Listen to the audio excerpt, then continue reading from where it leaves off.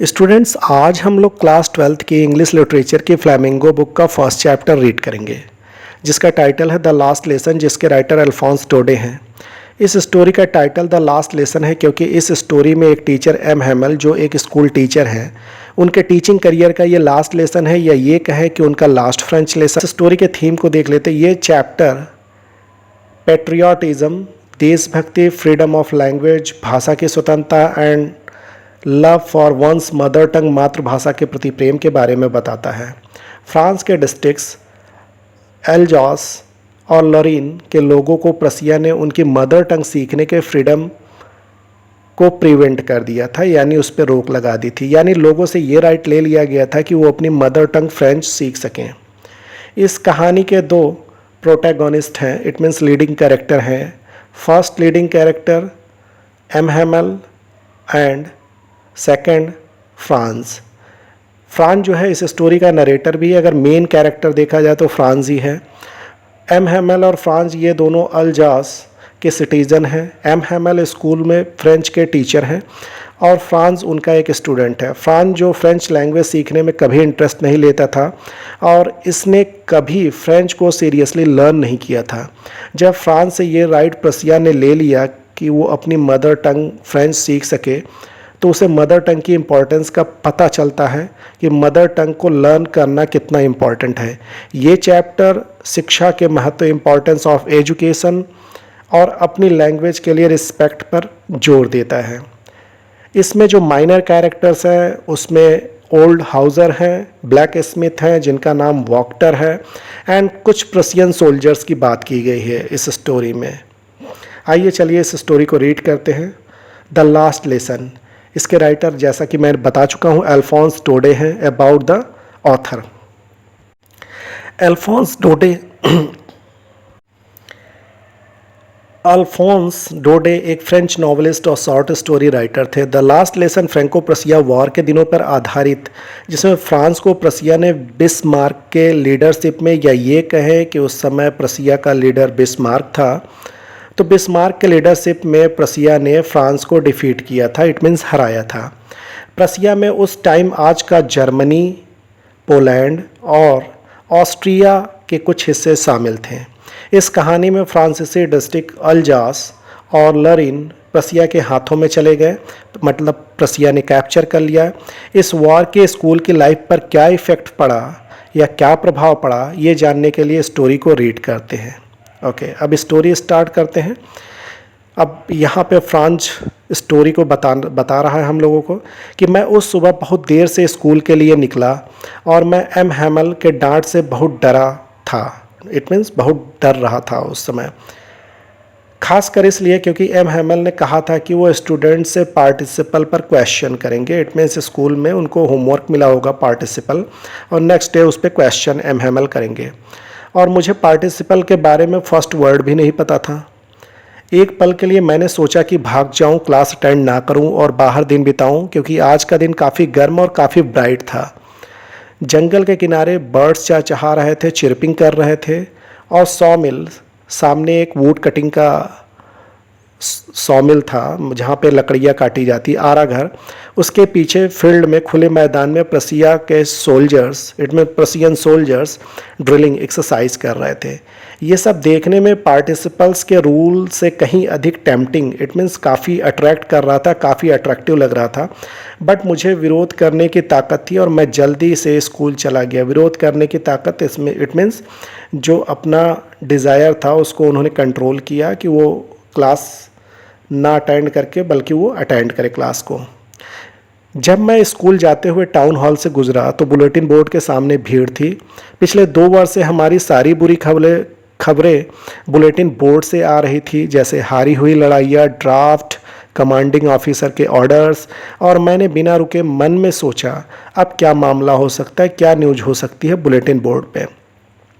फिर मैं जितनी तेज़ी से जा सकता था स्कूल के लिए उतनी तेज़ी से स्कूल के लिए चला। ब्लैक स्मिथ, जिसका नेम वॉक्टर है, जो वहाँ अपने अप्रेंटिस के साथ बुलेटिन बोर्ड पढ़ रहा था, उसने मुझसे बोला इतनी तेज़ी से मत जाओ बब। बब इट मीन्स बॉय, किसी को बुलाने के लिए वहाँ पे बॉय की जगह पे बब बोला गया है। आपके पास वॉक्टर क्या बोल रहा है ब्लैक स्मिथ कि आपके पास इनफ टाइम है, समय पर अपने स्कूल पहुंच जाओगे, फ्रांस को बोल रहा है। अब फ्रांस को लगा ये कि वह मेरा मजाक उड़ा रहा है और दौड़ते दौड़ते फ्रांस गास्पिंग करते हुए हाँफते हुए एम हैमल के छोटे से बागीचे में पहुंच गया। इट मीन्स स्कूल पहुंच गया।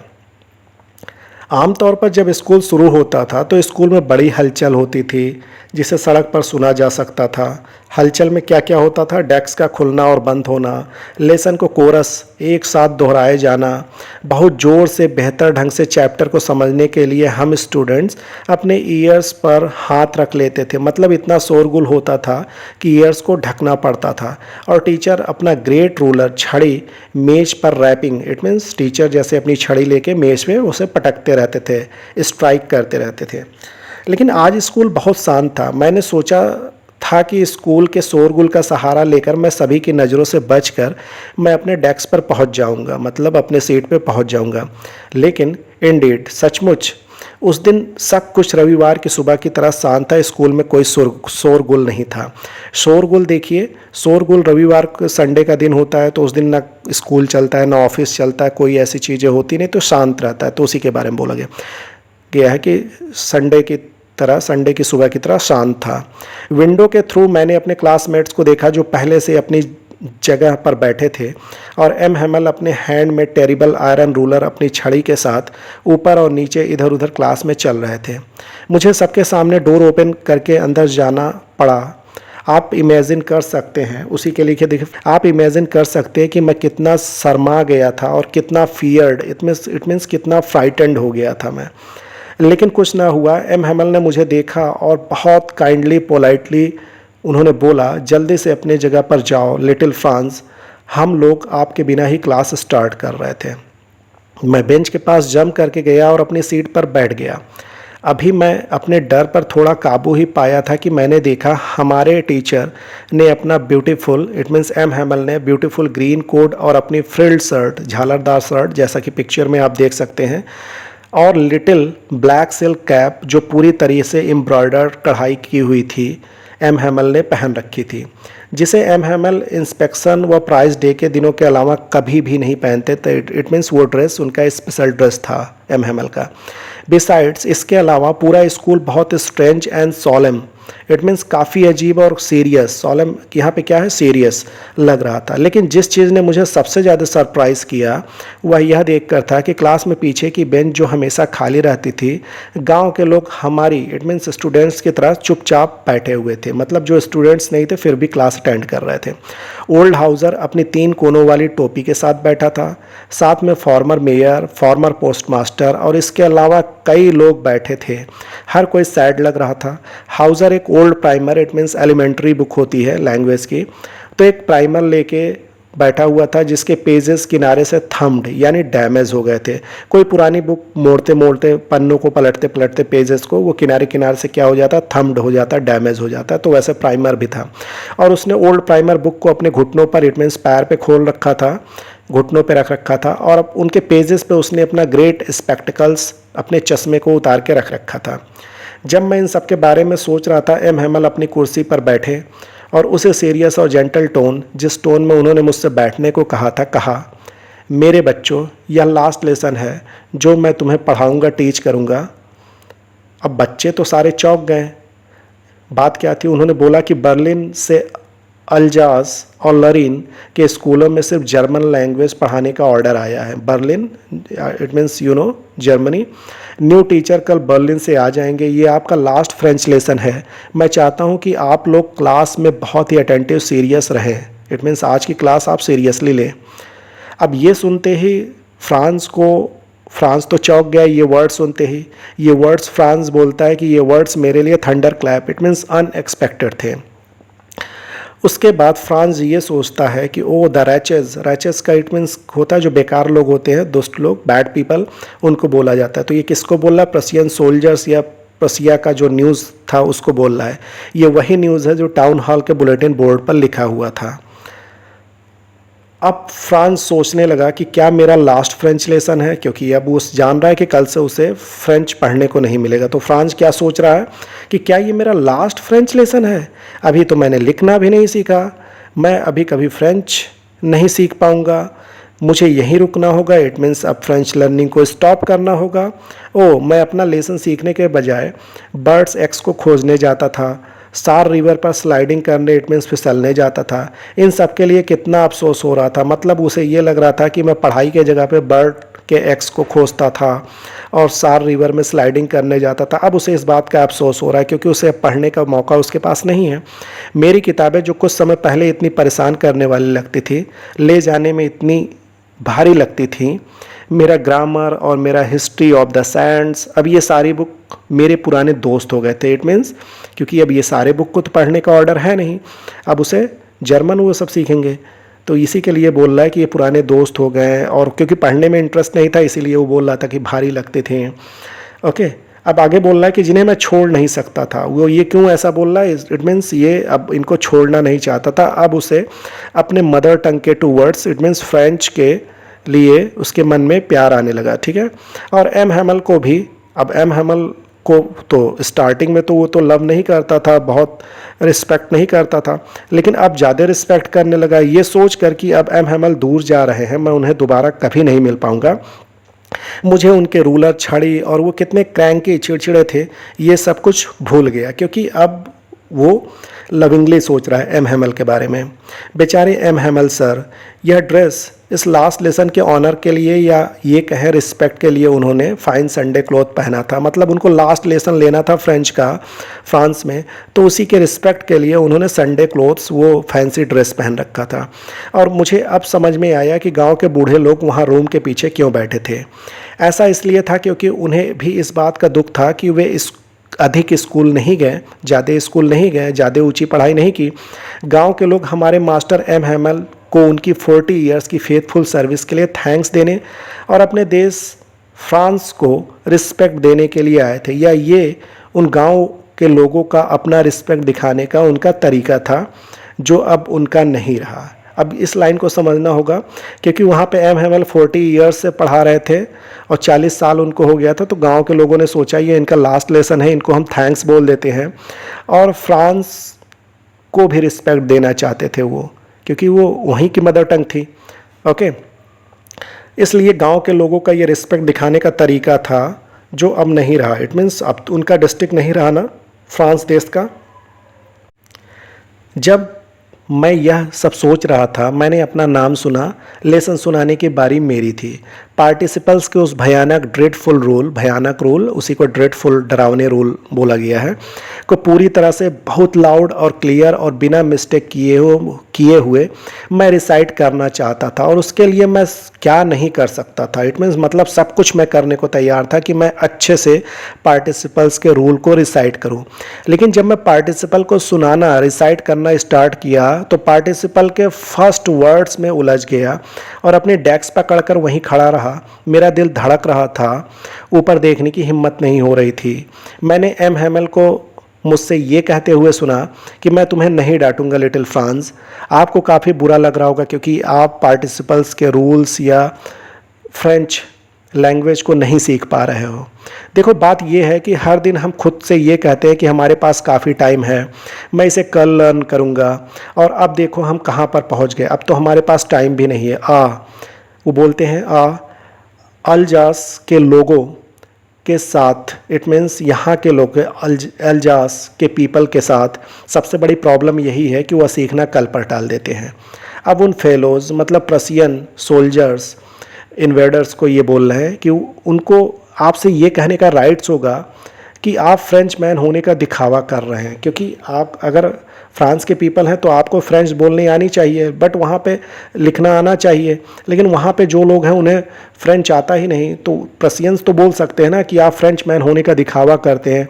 आप ना तो अपनी फ्रेंच लैंग्वेज बोल सकते हैं और ना ही राइट कर सकते हैं। बट लिटिल फ्रांस, सिर्फ आपकी ही गलती नहीं है, हम सभी के पास खुद को धिक्कारने, रिप्रोच के लिए बहुत कुछ है। हम सब इस गलती के लिए रिस्पॉन्सिबल हैं। ठीक है स्टूडेंट्स, आपके पेरेंट्स आपके सीखने, लर्निंग्स को लेकर ज़्यादा उत्सुक, ईगर नहीं थे। वे आपको फार्म या मिल्स में काम पे लगाना ज़्यादा पसंद करते थे जिससे थोड़े अधिक पैसे मिल सके। और मैं, इट मीन्स सबसे पहले स्टूडेंट्स को उन्होंने ब्लेम किया, उसके बाद पेरेंट्स को ब्लेम किया, उसके बाद वो खुद को भी ब्लेम कर रहे हैं एमएमएल बोलते हैं कि मैं भी दोषी ब्लेम्ड हूँ। क्या मैंने अक्सर तुम्हें लेसन सीखने के बजाय अपने फ्लावर्स को पानी देने के लिए नहीं भेजा? और जब मैं फिशिंग पर जाता था तो क्या मैंने तुम्हें हॉलीडे नहीं दिया? फिर एक टॉपिक से दूसरी टॉपिक पर बात करते हुए एम हेमल ने फ्रेंच लैंग्वेज के बारे में बात करना शुरू कर दिया।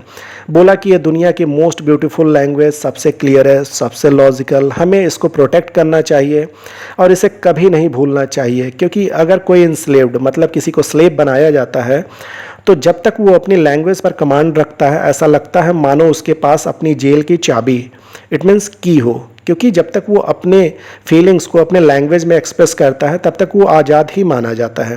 फिर एम हेमल ने एक ग्रामर बुक ओपन किया और हम लोगों को हमारा लेसन सुनाया। मैं यह देखकर सरप्राइज्ड रह गया कि मैंने लेसन को कितनी अच्छी तरह समझा। एम हेमल ने जो कुछ कहा वह बहुत आसान लग रहा था। मुझे भी लगता है कि मैंने कभी इतने केयरफुली नहीं सुना था एम हेमल के से पढ़ाए जाने वाले सब्जेक्ट को, और एम हेमल कभी भी हर बात को इतने पेशेंस से नहीं समझाते थे। आज बहुत ही अच्छे से एम हेमल समझा रहे थे। ऐसा लग रहा था कि एम हेमल जाने से पहले हमें सब कुछ बताना चाहते हैं जो वे जानते हैं, और एक ही झटके में, एक ही बार में, एक ही स्ट्रोक में वह सब कुछ हमारे दिमाग में डाल देना चाहते हैं। ग्रामर के बाद हम लोगों ने राइटिंग्स का एक लेसन किया। उस दिन एम हेमल के पास हमारे लिए नई न्यू कॉपीज़ थी जिस पर ब्यूटीफुल राउंड हैंड राइटिंग में लिखा था फ्रांस अल्जास।